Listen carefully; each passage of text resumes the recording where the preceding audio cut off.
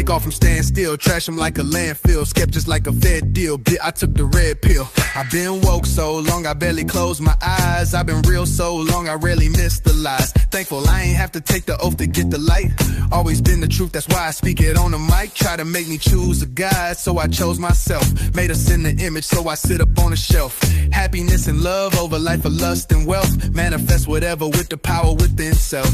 I'm rough around the edges, a dimensional warrior. Take a trip around the cosmos, catch a glimpse of Lemuria. Need to do some research if you feel like I'm boring ya. I'm just trying to let you know it's a little bit more to you. Little bit more. I'm rough around the edges, a dimensional warrior. Take a trip around the cosmos, catch a glimpse of Lemuria. Need to do some research if you feel like I'm boring ya. I'm just trying to let you know that's just a little bit more to you. Hey everyone, and welcome. Today, we're diving deep into some really fascinating source material that tells the story of 12 ancient angelic human tribes. Now, according to these texts, these tribes were scattered all across the globe, but they were connected by a hidden network of what they call Stargates and an even deeper shared ancestry. So just imagine for a second, what if places like Giza, Machu Picchu, and even spots in Arizona and France weren't just isolated wonders? What if they were actually nodes in a massive planetary system? That's the core question we're going to explore today. This idea of a global grid that links specific groups of people to specific places, all for a shared cosmic purpose. All right, so here's our roadmap. We're going to start by getting a handle on this whole framework of the 12 tribes. Then we'll actually map out their global network, uncover a pretty dramatic story of conflict and exile. And then, finally, we'll reveal a really surprising ancestral link that connects entire continents. Okay, first things first, let's lay the foundation. The source material describes a system of 12 angelic human tribes, which are said to be the original divisions of humanity.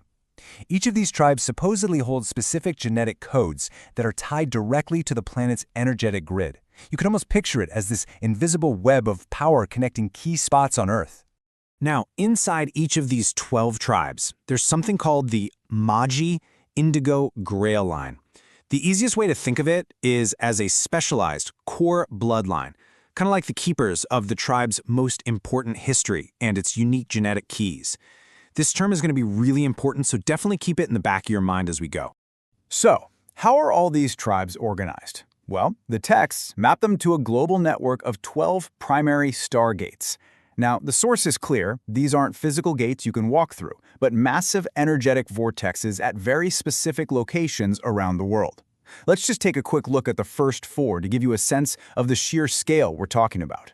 And this just shows you how spread out this network really was. You have Tribe 1 anchored to Stargate 1 in Arizona. Tribe 2 is tied to Stargate 2 down in Florida. Tribe 3 connects out in the Bermuda Islands, and Tribe 4, well, they're the guardians of Stargate 4 in Giza, Egypt. This is a truly planetary system. But here's the thing. This network wasn't exactly peaceful or stable. The history of these tribes is actually filled with conflict, a lot of displacement, and forced migrations. Many of them were pushed out of their ancestral homes. And the sources use some pretty specific language to describe this. We see phrases like tribes that fled from intruder raiders, and stories of Anunnaki Leviathan raiding. Within this material, the Anunnaki are basically depicted as a hostile group, so this theme of constant pressure from outside forces really shaped the destiny of these tribes. So while a lot of these tribes were displaced, the story for one particular group took a really fascinating turn. You see, for them, exile wasn't just an ending. It turned out to be the beginning of a brand new purpose. Let's zoom in on Tribe 12, the AR Zuruda. Their main Stargate is located in southern France, but the source tells us that a specific branch of this tribe, the original Mu'al Lemurian races from Hawaii, who are connected to the lost continent of Lemuria, were exiled. And where did they go? Their journey took them to Easter Island and, most importantly for our story, to Machu Picchu in Peru. So what did this exiled group do when they finally got to Peru? The source text gives them a simple, one-word designation that changes everything. They became the Builders. Now this is where it gets really interesting. You see, the site of Machu Picchu was already the territory of another tribe, Tribe 5, who were the guardians of Stargate 5 and the resident spiritual lineage there. So you have this incredible situation where the exiled members of Tribe 12 show up and become the credited builders of a sacred site that is spiritually guarded by Tribe 5. Two different tribes, one single sacred location. And this whole story of builders and guardians, it leads us directly to the core discovery of this whole explainer, a hidden bloodline that connects these seemingly separate tribes across thousands of miles. Let's pull on that thread. The key that unlocks this whole puzzle is what the texts call the Mua lineage. This is identified as a foundational ancestral line that originates from Lemuria, which the source explicitly ties to Hawaii. That name, Mua, is the clue we've been looking for. And here it is. This is where it all clicks. The source material shows that the Maji Grail line for Tribe 2, the Guardians of the Florida Stargate, is the Mu-A of Lemuria. And guess what? The exiled branch of Tribe 12 from France also comes from the original Mu-A of Hawaii. Their paths even physically cross at Easter Island, where both tribes are said to have a historical presence. According to the text, this is no coincidence. It's a shared heritage. So let's just trace that journey real quick. It starts with the Mua lineage in Hawaii. From there, different branches of this family make their way to Easter Island, which acts as a crucial meeting point. And then they diverge.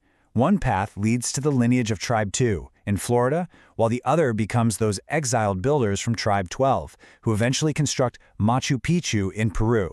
So, what does all this mean when we put it all together? It suggests that the lines we draw on our maps, the borders between cultures, they might be a lot more blurry than we think. We're looking at a deeply interconnected web of ancestry. I mean, let that sink in for a minute. A single bloodline, the Mu'a, starting in Hawaii, forms a direct ancestral link between the tribe guarding a Stargate in southern France, the tribe guarding one in Florida, and the very people who built one of the most mysterious and famous sites on the entire planet. So to just quickly recap this incredible story, you've got a tribe from France, Tribe 12, sharing direct ancestry with Tribe 2 in Florida. Their common starting point is Hawaii. Their histories literally intersect at Easter Island, and this exact same lineage goes on to become the builders of Machu Picchu. It's a hidden history, connecting dots across the entire globe. And this leaves us with one final, pretty big thought. According to this material, if a single ancestral web can connect places as far-flung as France, Hawaii, and Peru, then what other hidden histories, what other unseen connections might just be out there waiting for us to find them?